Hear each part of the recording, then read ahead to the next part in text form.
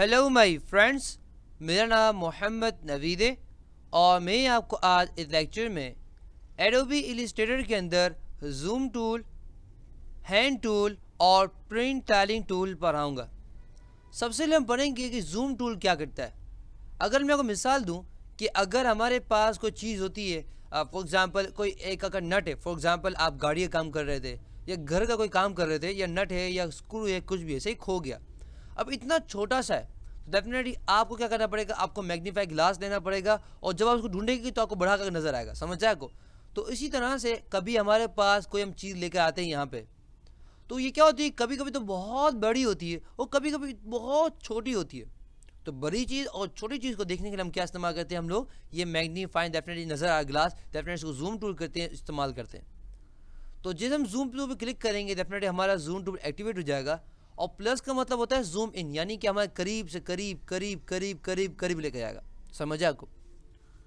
अगर हमें zoom out यानी कि इसको दूर से दूर लेके जाना है, क्या करना पड़ेगा, हमें अल्टर दबाना पड़ेगा।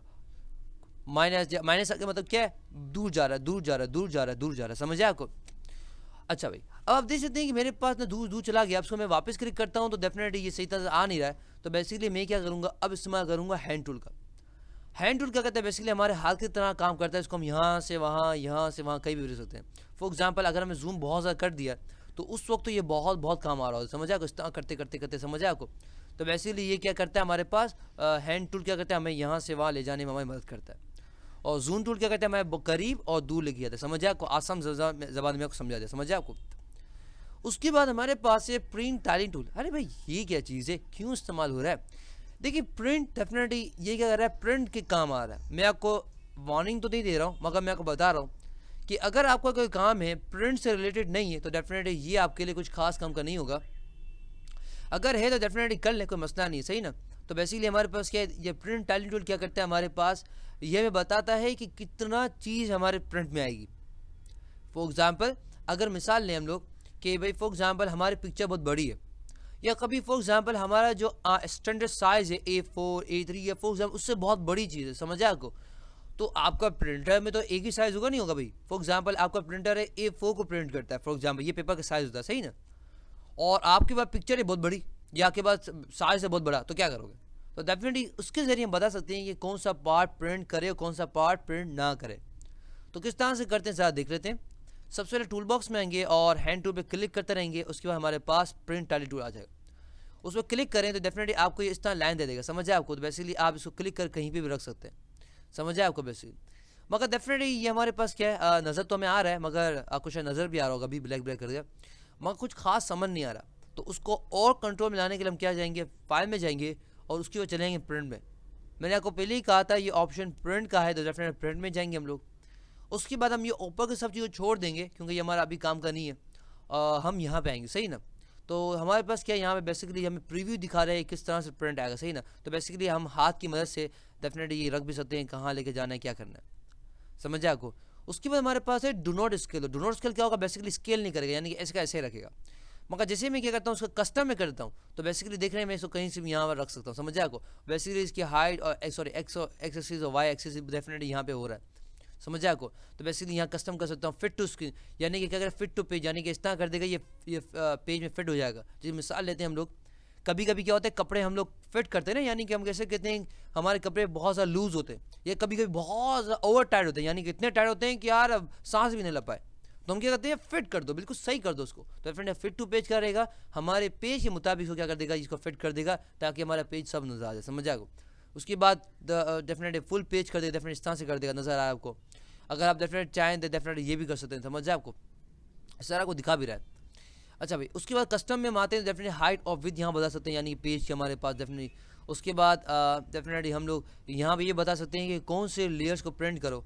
अभी तो हमने लेयर्स की बात नहीं की, मगर हमारे पास लेयर्स होती हैं, विजिबल और प्रिंटेबल लेयर्स होती है हमारे पास होती है।